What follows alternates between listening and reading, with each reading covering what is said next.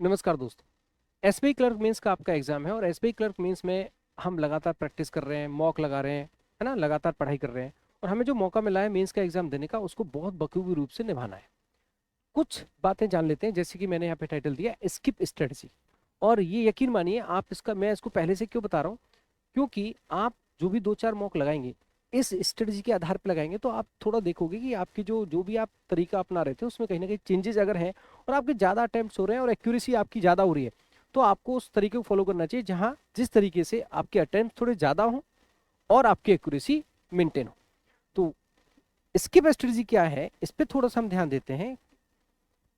Skip strategy का मतलब है कोई भी सेक्शन आप करते हैं, जैसे रीजनिंग है, मैथ्स है, इंग्लिश है, जीए है ना, तो आप दो पार्ट में अटेम्प्ट्स करेंगे, एक पार्ट ए और एक होता पार्ट बी।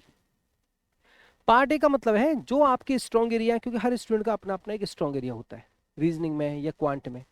जो स्ट्रॉन्ग एरिया है और जो आपको क्लियर कट है, जैसे आपने क्वेश्चन पढ़ा, क्लियर है और स्ट्रॉन्ग आपका एरिया है, तो पहले हम पार्ट ए में उस क्वेश्चन को करते हैं। हर सेक्शन में उस सवालों को करेंगे जिसमें हम स्ट्रॉन्ग हैं और हम क्लियर हैं, हमारे कंसेप्ट।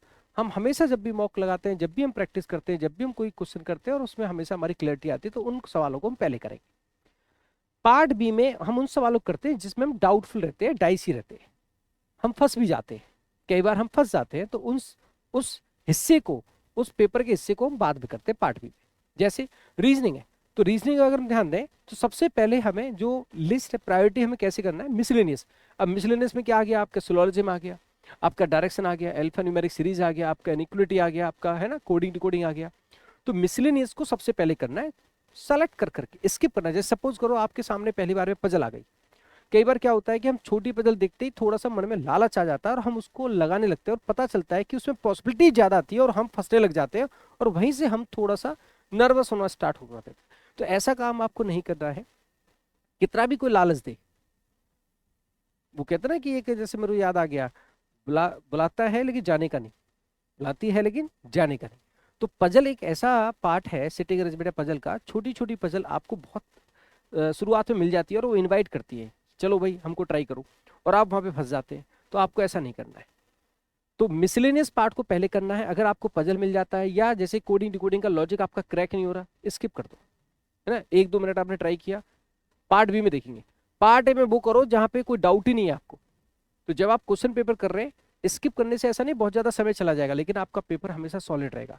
कम से कम ये तो नहीं होगा कि मेरा जो स्ट्रॉन्ग एरिया था वहां तक मैं पहुंच ही नहीं पाया और मैं डाउटफुल वाले केसेस में ही लगा रहा, जिसमें डाउटफुल है, जहां चीजें आ नहीं रही उसमें ही लगा रहा, उसी लॉजिक क्रैक करने में लगा रहा, और जहां जो बेहतरीन क्वेश्चन का पार्ट था, पेपर का पार्ट था, वो मैं पहुंच ही नहीं पाया। तो ऐसा नहीं करना है। इसलिए जब भी आप ट्राई करें अटेम्प्ट में, स्किप स्ट्रेटजी का अप्लाई करिए। मिसलेनियस आप करिए, जो सवाल आपसे हो जाते हैं उनको करिए, जो नहीं हुए छोड़ दीजिए। फिर क्रिटिकल रीजनिंग। अब क्रिटिकल रीजनिंग में स्टेटमेंट को हमेशा क्लैरिटी के साथ पढ़ना है।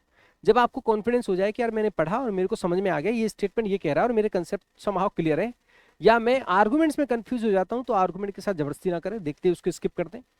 आप कोर्स ऑफ एक्शन में क्लियर रहते हैं, तो कोर्स ऑफ एक्शन के स्टेटमेंट को बहुत आराम से पढ़िए, जल्दबाजी में नहीं। कई बार क्या होता है कि हम जल्दबाजी में पढ़ते हैं और जल्दबाजी में समझते हुए आंसर कर देते हैं और उसका आंसर गलत हो जाता है। हमेशा मैं आपको फिर बता रहा हूँ, स्टेटमेंट को बहुत आराम से पढ़िए, 1 मिनट की जगह 1.5 मिनट में उसको पढ़िए, 2 मिनट में पढ़िए। अगर स्टेटमेंट आपको क्लियर समझ में आ गया और कंसेप्ट आपके क्लियर हैं, तो 100% आपका आंसर सही होगा। तो क्रिटिकल रीजनिंग में जो क्वेश्चन नहीं हो रहे हैं या आधा अधूरा समझ में आ रहा है, स्टेटमेंट प्रॉपर समझ नहीं आ रहा है, या जहां आप प्रैक्टिस करते समय फंस जाते हो, तो उस क्वेश्चन को तुरंत छोड़ दें, समय बिना लगाए। इनपुट आउटपुट में लॉजिक ट्राई करें, है, समय बांध के चलें कि यार मेरे को 2 मिनट ट्राई करना है या 3 मिनट ट्राई करना है, हो गया तो करूंगा। 5-6 मिनट अननेसेसरी नहीं दूंगा। नुकसान कब ज्यादा होगा, जब आपने 5-6 मिनट बहुत ज्यादा दिए उसके बाद भी आपका लॉजिक क्रैक नहीं हुआ, तो फिर वो बहुत बड़ा नुकसान माना जाता है। 1-2 मिनट आपने दिया, लॉजिक क्रैक होता दिखाई दे रहा है तो एफर्ट्स लगाइए, नहीं होता दिखाई दे रहा है तुरंत निकल जाइए। उसके बाद पजल और सेटिंग को, सारी पजल और सेटिंग देख लीजिए, कौन कौन सी पजल और सेटिंग आई है, उसमें से सेलेक्टेड, फिर आप सेलेक्टेड जो पजल है या सेटिंग है उसको करिए। ऐसा करने से आप हर सेक्शन में अपनी प्रॉपर जो स्ट्रॉन्ग एरिया है उसको परफॉर्म कर पाओगे। देखो, जब हम कोई भी प्ले करते हैं, कोई भी गेम हम परफॉर्म करते हैं, कुछ भी परफॉर्मेंस हमें करना होता है, तो सबसे बड़ा पार्ट ये होता है कि जो आपका बेस्ट पार्ट है, क्या आपने उसको परफॉर्म किया। सबसे अपना जो स्ट्रॉन्ग एरिया है उसके बेसिस पे आपको परफॉर्म करना है। तो अपने बेस्ट पार्ट को जरूर आप पेपर में रख के आए। है ना, जो वीक एरिया है वो नहीं हो पाया कोई बात नहीं, लेकिन अपना बेस्ट जरूर करके आए। ऐसा ना हो कि अपनी वीक के साथ आप संघर्ष करते हैं और आपका स्ट्रॉन्ग एरिया छूट जाए। इसलिए मैंने कहा कि स्किप स्टडी बहुत महत्वपूर्ण है। मैथ्स में जो स्ट्रॉन्ग एरिया है उसको आप करें, ये आप जानें कि आप डीआई में स्ट्रॉन्ग है, किस तरह की डीआई में स्ट्रॉन्ग है, कैलकुलेट में स्ट्रॉन्ग है नहीं है, अर्थमेटिक में कौन सा पार्ट आपका स्ट्रॉन्ग है, क्वाड्रिकेशन आपका कौन सा स्ट्रॉन्ग है। जो स्ट्रॉन्ग एरिया है उसी को हाथ लगाएं, उसी को करें पहले, उसी में टाइम इन्वेस्ट करें, और उसको चाहे कंसेप्ट से करना पड़े कोई दिक्कत नहीं। इंग्लिश में प्रॉपर अंडरस्टैंडिंग होनी चाहिए, आप जो भी रूल लगा रहे हैं साथ साथ प्रॉपर अंडरस्टैंडिंग हो, और उसके साथ ही आप क्वेश्चन करें। ऐसा नहीं है कि फ्लो में आप करते जा रहे हैं करते आ रहे हैं, नेगेटिव मार्किंग का काम नहीं करना है, ठीक है। जीए में कोई गैस वर्क नहीं करना। कई बार हमारे दिमाग में क्या आता है कि यार मेरे शायद कम अटेम्प्ट हो रहे हैं तो 2-4 मार देता हूँ, नहीं, ऐसा नहीं करें। आपको क्या पता कितना कट ऑफ जाएगा, कट ऑफ कम भी तो जा जाता है। कई बार ऐसा होता है पेपर बहुत टफ आता है, कट ऑफ कम हो जाता है, नॉर्मलाइजेशन भी होता है। तो इसलिए एक्यूरेसी पे सबसे पहले दिमाग आप बिल्कुल सेट रख लीजिए कि एक्यूरेसी पे ही काम करना है, कोई भी गैस वर्क नहीं करना है। आपको आंसर क्लियर है ना, क्लियर है, आपने पढ़ा है तो ही आप आंसर करें, चाहे अटेम्प्ट कम ही क्यों ना हो। तो 2 पार्ट में आप इसको ट्राई करके चलें, उस आधार पे थोड़ा सा मॉक लगाइए, कॉन्फिडेंस गेन करिए, और उसके बाद अपना पेपर दीजिए।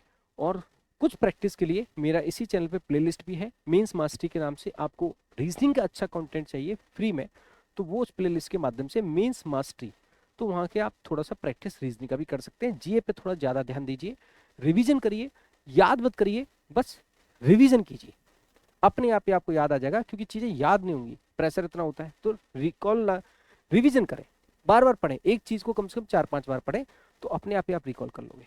Thank you so much. जो पहली बार चैनल पे जुड़ रहे हैं चैनल को सब्सक्राइब कीजिएगा, क्योंकि यहाँ पे हम रात में 8 बजे और 9 बजे क्लास लेते हैं, फ्री सेशंस लेते हैं, मेंस के सेशन ज़्यादा चलते हैं, प्रीलिम्स के भी सेशन हम लेते हैं।